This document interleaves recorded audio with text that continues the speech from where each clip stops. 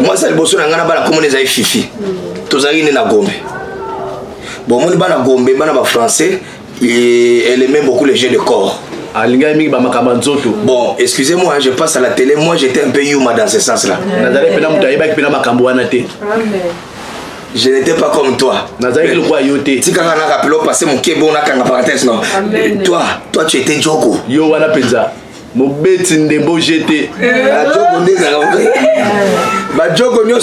Alléluia. Amen. Charlotte Vassili Kelingaï. Badjogo nyoso kala. Alléluia. Amen. Est-ce que Sylvie est là? Est-ce que Charlotte est là? Est-ce que Mounamba est là? Est-ce que Nicole est là? Est-ce que Grace est là? Badjogo nyoso Hollandanga na Angola. Alléluia. Amen. Est-ce que Irsila est là? Ata bovandi neti ba mamelo na ebi na ngai.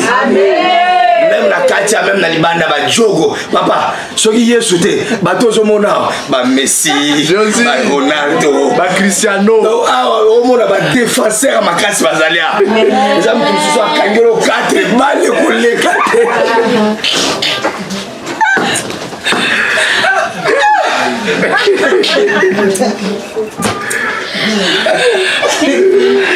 Baba Antoine, Babo Yangaï.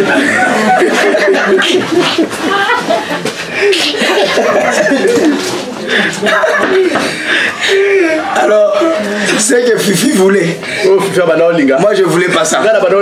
Alors, Tomba qui n'a ma boko à Moutumoko, Moutanga Zana Mbongo Belé. Moi à cette époque-là, j'étais encore étudiant, je sais pas si c'est 5e ou 6e. Alors, Abo Yangaï. Abo Yangaï d'abord.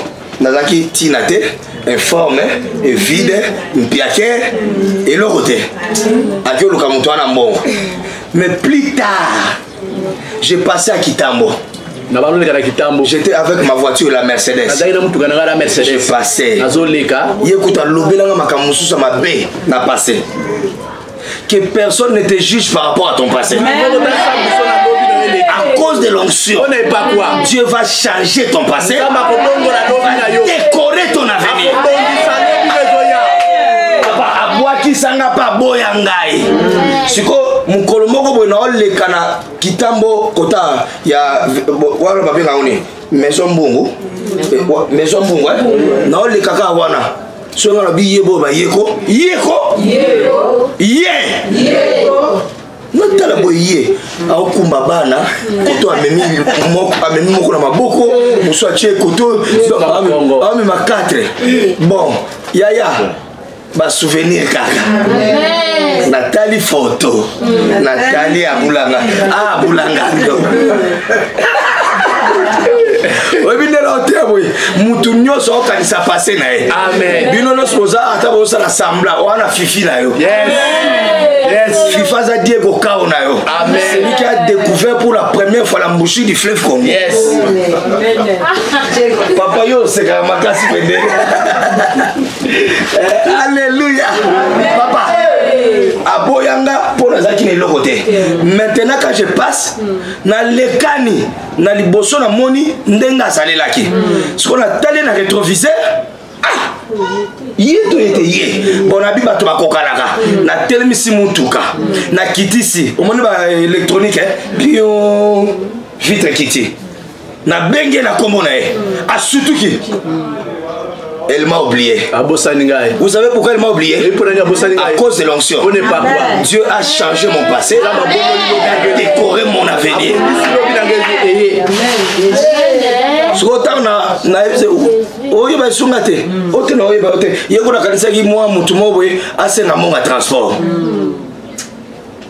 Je l'ai essayé un peu de rappeler tout ça là. A rappeler nga babiloko moko boye. Moi là le on a TV ça. Donc babiloko moko boye ba triplex ba triplex. Donc a rappeler nga triplex. Jésus. A rappeler nga. Ce qu'on t'a rappelé nga ba passer ma bé. Je lui ai dit. Ce qui est passé oh c'est qui ne pensez plus aux événements passés. Papa Antoine a évité mon colonel la cabine qui fait 50 000. abenganga soki merci on dirait akute nanzambe. Les gens qui te critiquent aujourd'hui à cause de l'onction que Dieu change ta vie, qu'ils reviennent, demande pardon. Qui a dit amen? C'est toi que Dieu a choisi. C'est par toi que ta famille va changer. Il a fait d'un malfaiteur Paul un serviteur de Dieu. Basali na nzambe nyoso bateaka bazana balobi na bango. Amen. Bazape na bafifi na bango. Yes. Ndenge pe boza a pe boza na fifi na bino. Amen. Na pada di pa na fifi na. Amen. Pada di c'est béni. On l'appelle pada. Monde entier bazoyi ba ke béni comme ne pada. Obi batu mususu ba olukaka na tanga kombra ba ondenga. Amen. No ba amen. Amen. Donc pada de aussi a azana fifi na. Amen. Donc batu nyoso ataba ma pasteur ndena omona ba ngwe avant bazanga pe na ba fifi na ba. Amen. Donc attendez ba papa Antoine bazabu bazanga pe na ba fifi na ba. Yes. Ah matia lelo mutu nyoso na fifi na. Charlotte passe à la fifi na. Fiston. Ah, Fifi et Charlotte, ma fiston. C'est que l'onction peut faire. Oui, pas quoi ça. À cause de l'onction. On n'est pas quoi. L'onction empêche. Et pas quoi Pekisaka. Ça va empêcher qu'on puisse voler ta bénédiction. Et pas quoi Pekisaba, il va n'y pas mourir. Si tu reçois l'onction de Dieu. Ce que je pas quoi Nzambe. Alléluia. Nzamba pambola mwana nga Yves. Nzamba pambola nga mwana nga Yves. Abi fitire bomba mina maboko Nzambe. Moto asakana na lobi na hote. Amen. Atozola ta kilote patala moko. Na bi à cause de l'onction d'aujourd'hui. Que Dieu change ta destinée. Azon di ma mente na zo silika. L'onction empêche qu'on puisse voler ta bénédiction. Ça c'est l'onction. Et pas que ça va y aller pas molina yo. Qu'est-ce que Jacob a fait dans la vie d'Ésaü? Il a volé sa bénédiction. On appelle le diable qui? Le voleur ne vient que il va voler ton étoile. Il vole ton mariage. Il vole ta bénédiction. Mystique. Amen. Mais à cause de l'onction, il ne touchera pas. Je dis à quelqu'un qui me suit, si tu dis seulement amen, il ne touchera pas à ton mariage. Il ne touchera pas à ton étoile. Il ne volera pas. Amen. J'interdis aux sorciers de ta famille de toucher à tes enfants. C'est lui qui me dit amen.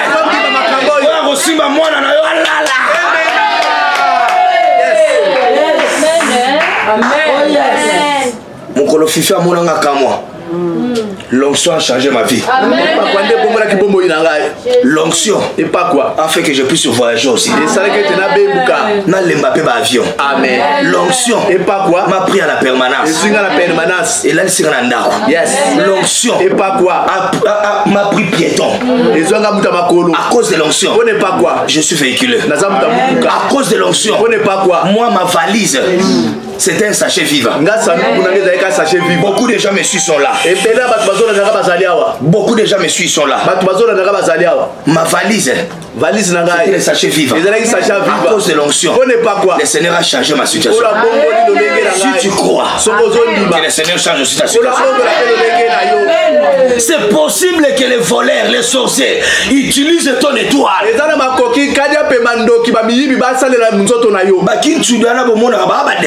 Amen. Les voleurs, c'est les sorciers. C'est possible qu'on dérange ton travail.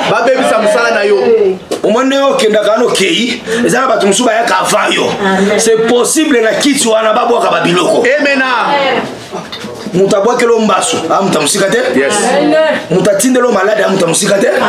c'est possible. Qui m'a bécom. Yes. Qui a dit amen? Amen. Oh là là, j'ai dit qui a dit amen. Amen. Qui a dit amen? Amen. C'est possible. Amen. Mais pour toi, on ne volera pas. Nazolo baba koyiba yote. Amen. Nazo bandela ba koyiba yote. Amen. Oui, c'est possible. Satana aïba pe libala mutu. Yes. Nako prouvé bien dans la Bible. Tata ba Rachel na Léa zakindoki. Tata ba Rachel libala ya Rachel a changé on a bouton. A pesa on Léa. Amen. Nana zolo ba amen. Amen. A pesa on Léa. Peut-être si le lot balité, peut-être va changer au Libala. Va changer, on a volé.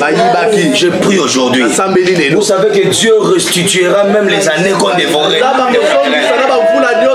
Oh ya yo ba yiba zamba zo di saya. Zamba langa je parle à qui?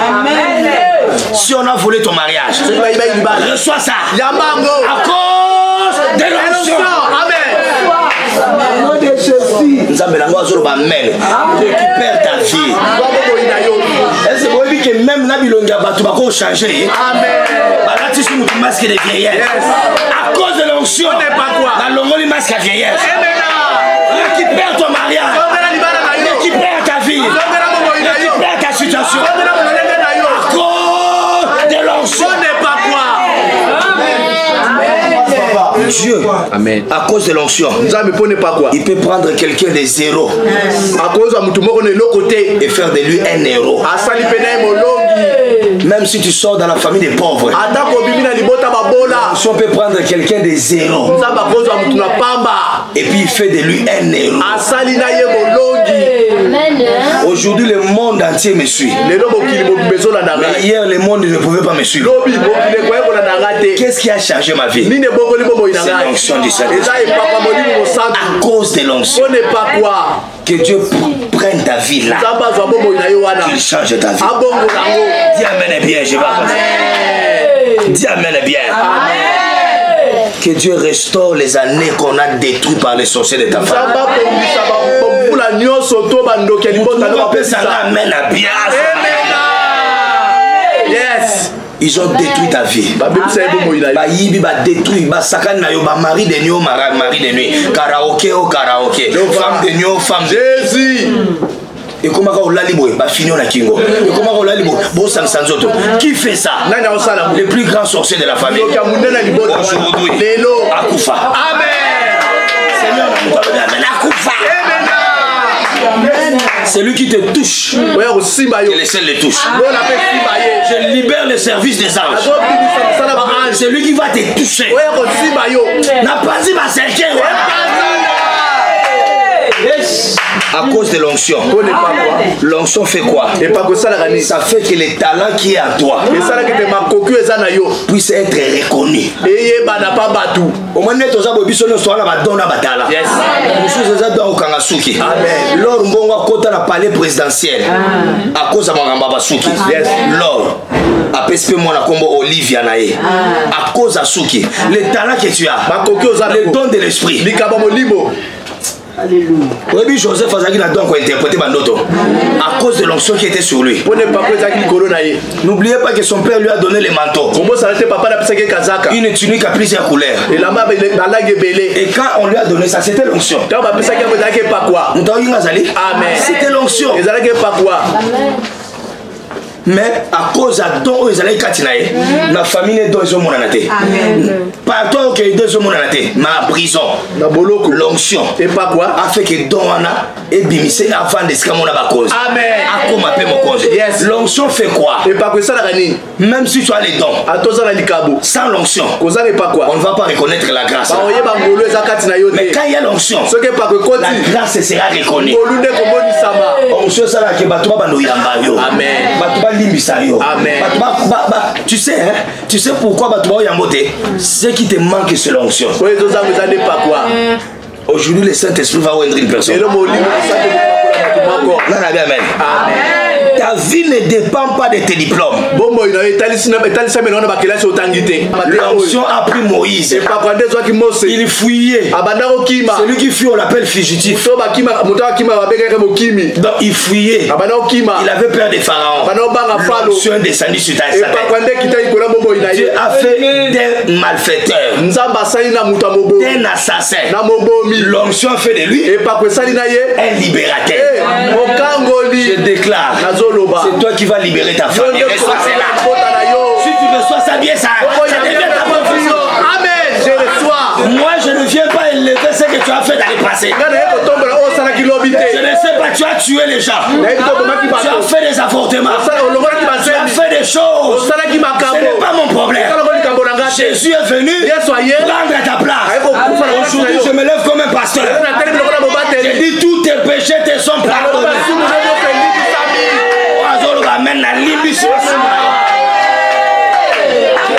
Si l'onction a pris un malfaiteur, un tueur comme Moïse, un fugitif, a fait de lui un libérateur. C'est possible que par l'onction, que Dieu change ton futur, que change ta destinée. Tu ne peux pas changer ton passé. Ne regarde plus ton passé. Ne regarde plus ton passé. Arrange ton présent. C'est pour préparer ton avenir. Mais au sala, au longola bazemi, au boma, au sala makamamabe, c'est le passé, tu ne peux plus corriger ça. Il n'y a que l'onction qui peut changer ton histoire. Ne te condamne plus. Que personne ne te condamne.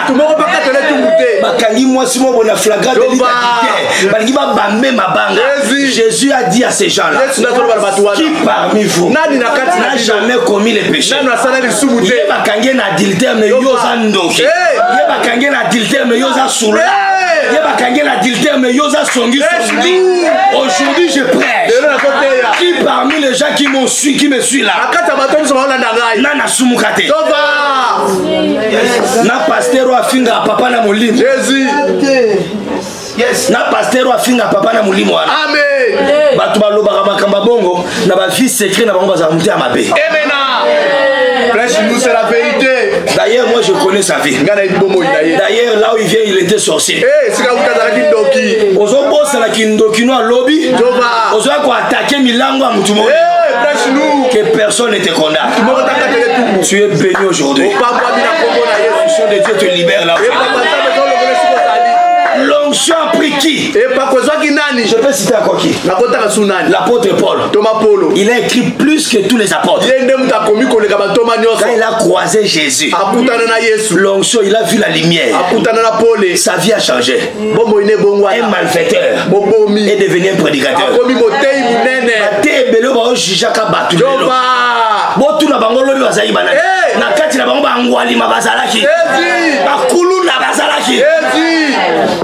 On s'avait fier. Longwa kuna akuna divorça. Yozo bosa la kozaka ndokio. Jésus. Boye biselanga ya zaka ndoki. Amen. Boye biseye mutalo bo 4 points. Boye bisazala kindoki. Amen. Souvent les gens ils jugent bien. Mais les gens oublient ce qu'il était hier. Moutouma juge. Yaya, ne permet à personne de te juger.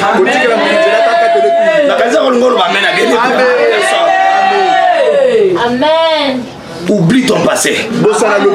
Ésaïe 43, verset 18. Ne pensez plus aux événements passés. Ne considérez plus ce qui est ancien. L'Ikamoni ne s'y la gâté.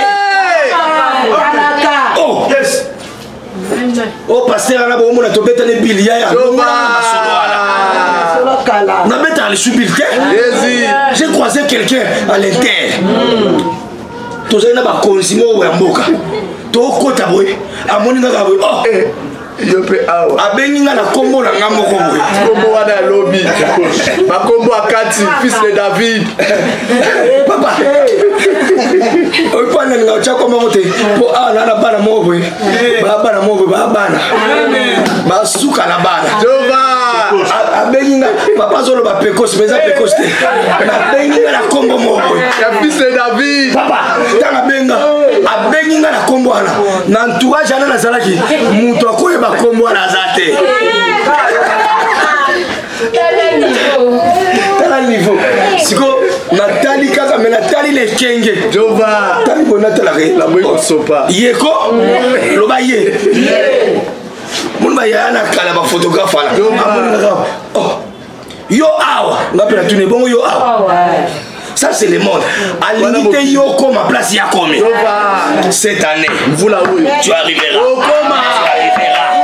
j'ai dit tu arriveras reçois cela tu arriveras comment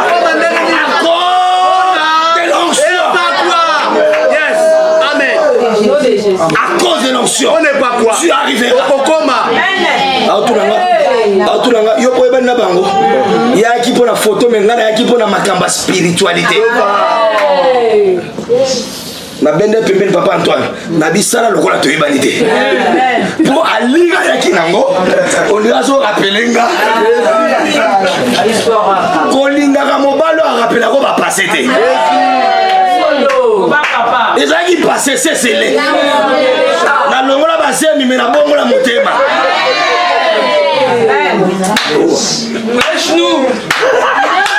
avance ndenge na ki ba mena basemi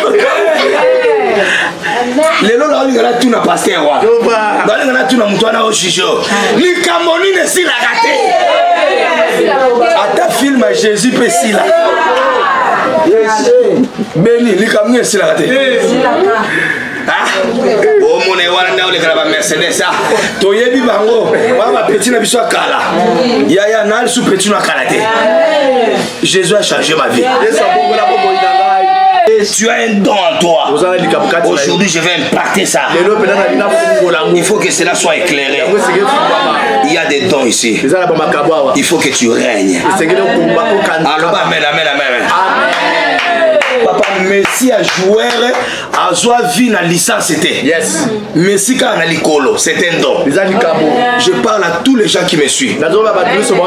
Localise ton don. Et cherche ton Samuel. Je crois qu'aujourd'hui, je suis un Samuel de quelqu'un. Je veux prier pour toi maintenant. Et tu auras l'onction. Quand tu vas partir, Goliath de ta famille tombera. L'onction fait quoi? Ça va faire en sorte que Goliath puisse tomber. Et puis l'onction va te donner la victoire. Moutaouti na permanence. Abanoka ba paie $1000. Ngayo 1000. Aujourd'hui, je vais prier pour quelqu'un. Est-ce qu'il y a quelqu'un qui m'a suivi? Dans chaque famille, il y a un Goliath. Dans chaque famille, il y a un David. Toi, tu es David de ta famille. Goliath ne peut pas mourir si David n'a pas encore reçu l'onction de Samuel. La Bible dit depuis qu'il a reçu l'huile, depuis ces jours-là, jusqu'à la suite des temps, la vie de David a changé. L'onction te protégera. L'onction te protégera. L'onction fera que Goliath puisse être tué. David a un musicien, il chantait dans la brousse Nazamba. Mais à cause de l'onction, ces jours-là, donne ya kobeta musique et le moi la zamba amen liboso ba soso na ba chakunde ba ndo betele beta milolo chakwa betele milolo mais le jour où Samuel a mis l'onction sur sa vie Samuel a teke pa na bomo ina tiko betela ba chaku yes. Le Seigneur a créé une maladie dans Saoul. L'onction. Et ça dit que talent ezaki na katine emonana. Amen. Et bimala ghetto et kotise na ndako roi. C'est ça la prière que je vais faire aujourd'hui. Que l'onction de Dieu te tire de la pauvreté. Et ça là que oh, je sais que tu as un don. Le Saint-Esprit tu l'as aussi. Mais il faut un Samuel. Il va libérer une parole. Oh, le papa, na kota ba église ba sambela pona ngai ba sala nzambe nyonso ba ndé moko tout le monde n'est pas José mutu nyonso ata José te ba soda nyonso eza la général Kanyama eza la général Kasongo bango nyonso balata tenir la police amen tenio général Kanyama lataka na o général Kasongo lataka na o diacre po pas un policier na o diacre lataka eza même teni amen mais la différence est dans les épaules. OK c'est déjà on peut avoir beaucoup de hommes de Dieu donc vous allez passer dans nzambe belé Mafuta, je vous ai dit au début, Dieu utilise des choses ordinaires pour sortir ce qui est extraordinaire. Dieu utilise les gens comme nous, les humains, pour déclencher les divins. C'est-à-dire que ça va belé. Mais ma caporal Bazali. Amen. Vous avez même des points. Amen. Est-ce que là, tu as combat pasteur Nabino? Amen. Ne me dites pas, moi j'ai déjà pris l'huile. Non, le problème c'est l'huile qui est sur la main de Samuel. Le problème c'est lui qui prie pour toi. Il doit être un mandataire. Lui-même doit être un roi. Papa, quand je te vois, je suis content. Il faut dans mon accord. Maintenant, tu as un téléphone, le téléphone est vibré. Le téléphone est ningani. Na fungola bo. Langue mo na loba ina retraite. Jova na mo na 21h likole fungwa. Jésus. Loba amen. Amen. Mais big lobita mo na prison. Bo changer na makiti. Ta mo na prison tout à coup. Ko beta ke bon te quitte soit les annonces sur ma casse. Baza na prison tout à coup. Merci, sois béni. Belle air, grande dame, sois béni. Tout à coup na France na Pambolio. Amen. Oui. Ezali kambute, oh na kenda l'église, oh sangwa chenga, c'est pas mon problème. Le problème, toi tu es David. Tu as besoin d'un prophète Samuel. Et moi je suis ton Samuel. Yes. J'ai un mot à dire pour changer ta destinée. C'est là où je me limite aujourd'hui. Après cette prière, les gens vont te bénir. Les gens vont te bénir. Après cette prière, les gens vont t'appeler. Lui il apporte la protection. Amen. On te fera la guerre. Moroku Fate. Amen. Tu ne mourras pas. Na yo kaka téléphone ningani lokola na tanga Paul. Na pambola mi lokola ba soda na guerre na Goma. Lokola ba fourmi. Soyez bénis. Amen. Je disais soyez bénis. Le problème, ce n'est pas l'huile. La personne qui libère la parole. Les Kamboza, oui, ils ont libéré parole. C'est-à-dire, quand je suis Samuel, je suis loin de Dieu, les paroles que je vais libérer, c'est ce qui va impacter ta vie. À cause de l'onction, ta vie doit changer. L'onction va te pousser, ça va pousser les gens à te pardonner facilement. Et si vous allez jouer le bon à droite, tu as le collant tout.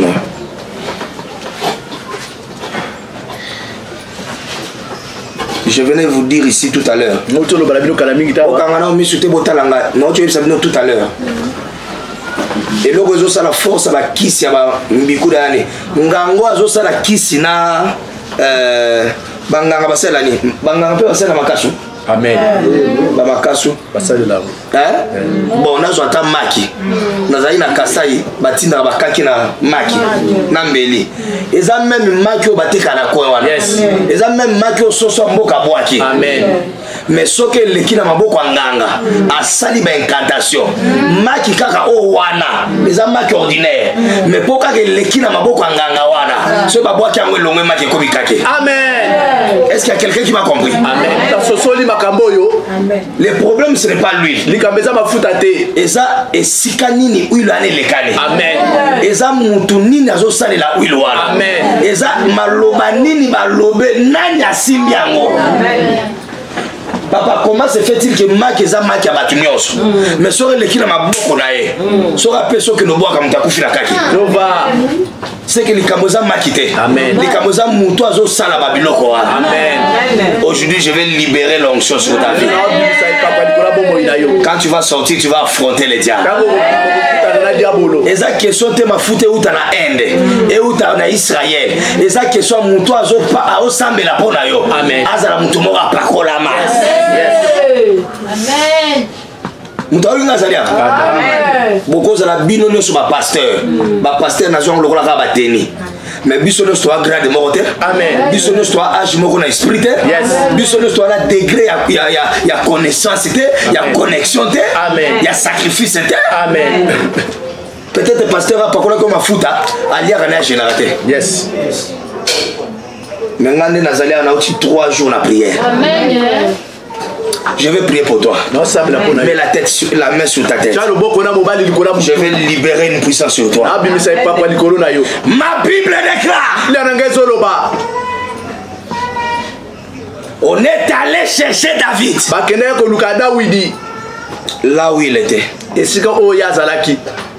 J'ai dit poussé par l'esprit et par l'onction de Dieu. Comme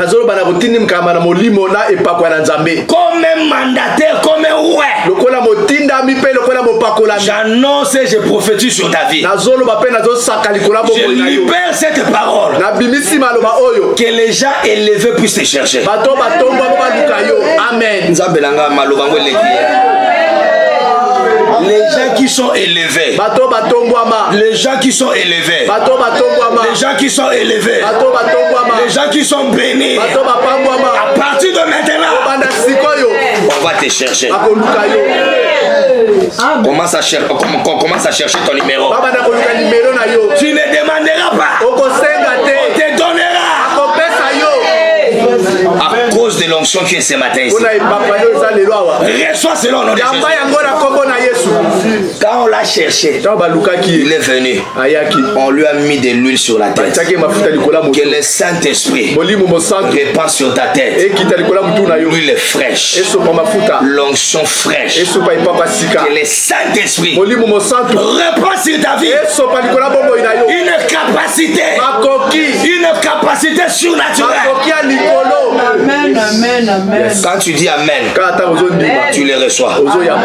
Oui, je vois ça. Quand tu dis amen, tu les reçois. Quand tu dis encore amen, tu les reçois. Jésus a introduit ses pieds au Jourdain. Le ciel était ouvert. La voix parlait. C'est lui-ci et mon fils. Et les signes, c'était le Saint-Esprit. Je déclare et je libère que le ciel demeure ouvert. Que le ciel puisse te témoigner. Celui qui dit amen et comme longo. Tu ne mourras pas. Tu vivras. On est allé chercher celui qui était rejeté.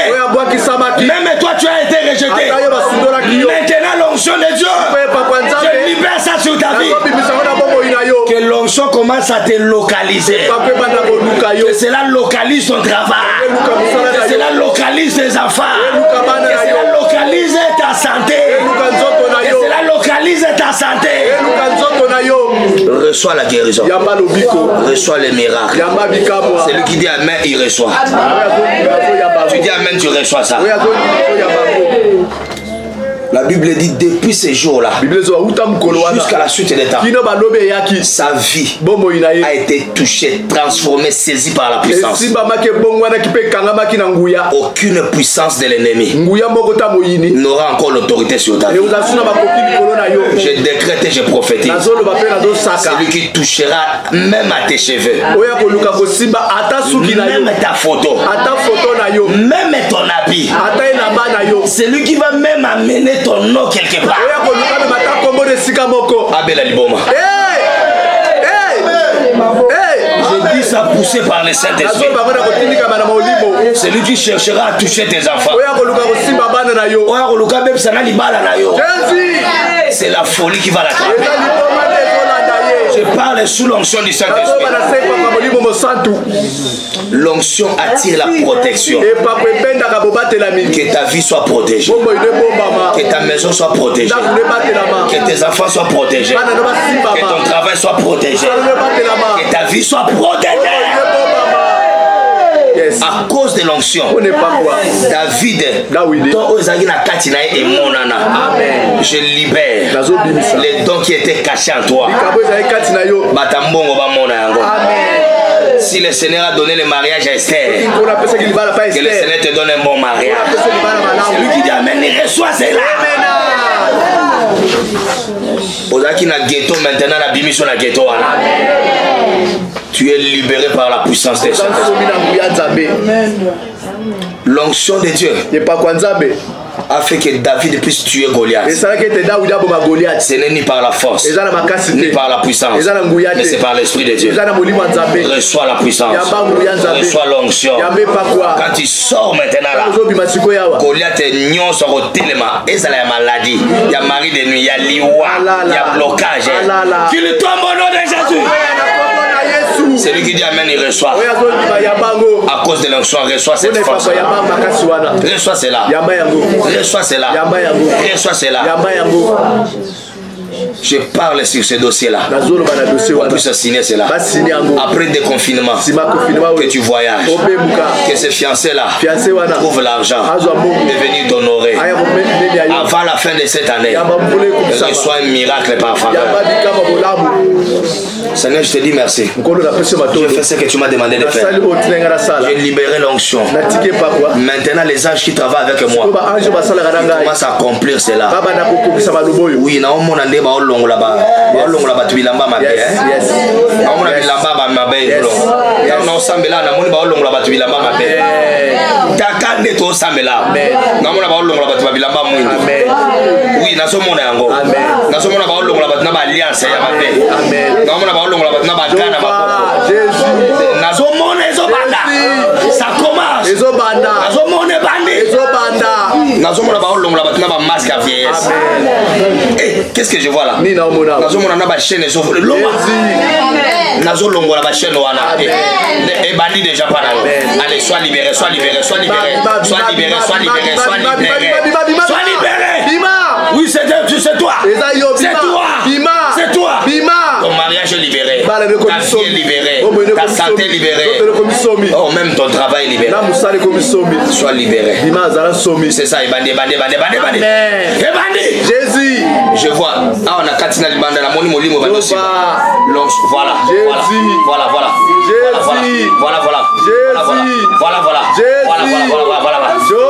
Ça commence ça. Ça peut mener voilà. Libanda les obima. Katina Libanda. La Kamwe Bandi. À cause de l'onction. Libère sa vie. Et bandi. Dehors et à l'intérieur. Maintenant, l'onction de Dieu est à l'œuvre.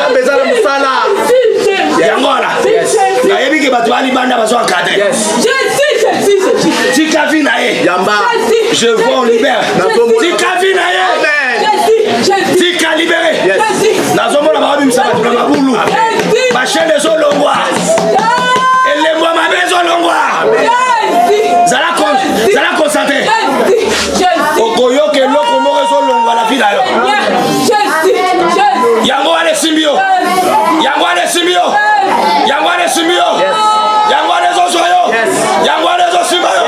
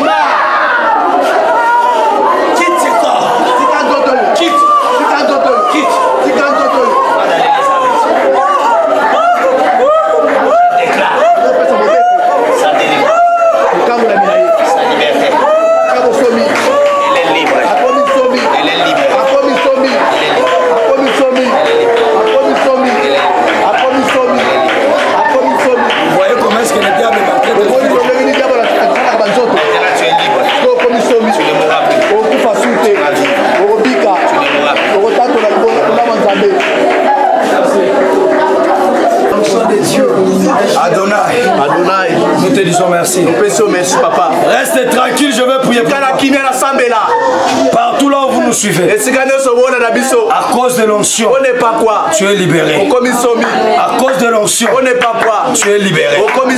Tes enfants sont libérés.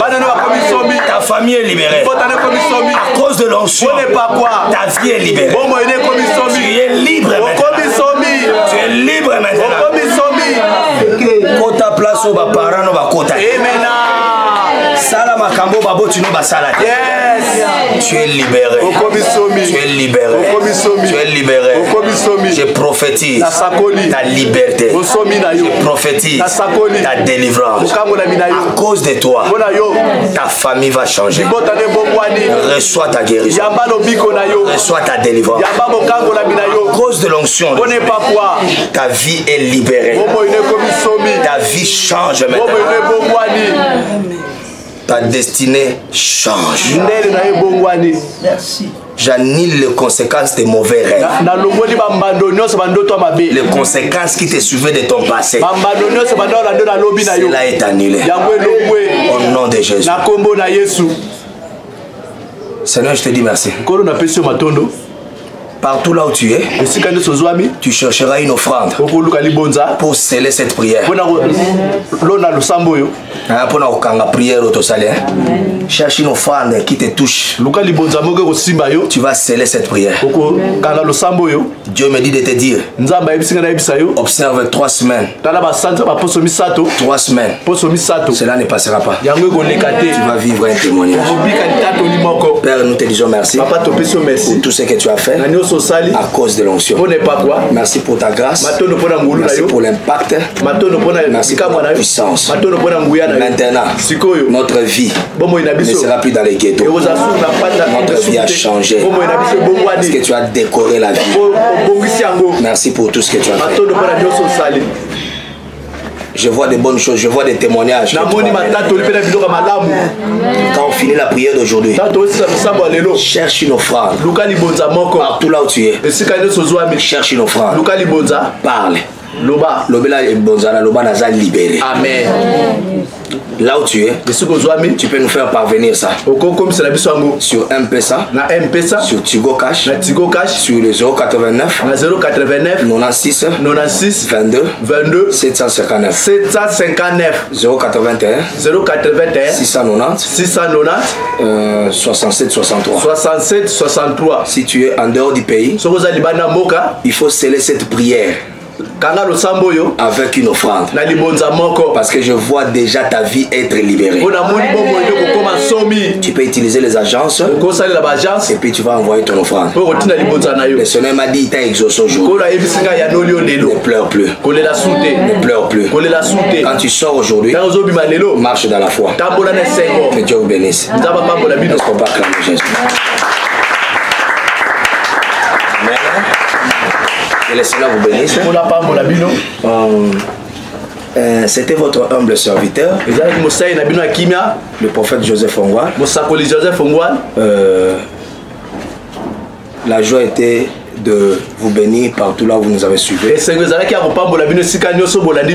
Si l'émission était une bénédiction pour toi, tu peux partager ça aussi dans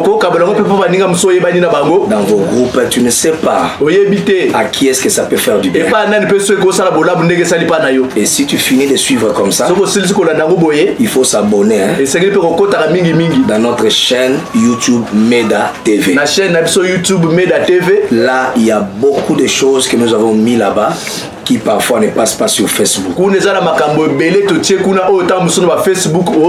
Mais si tu as des requêtes de prière, tu peux nous envoyer ça dans ce numéro Tigo que nous avons donné. 089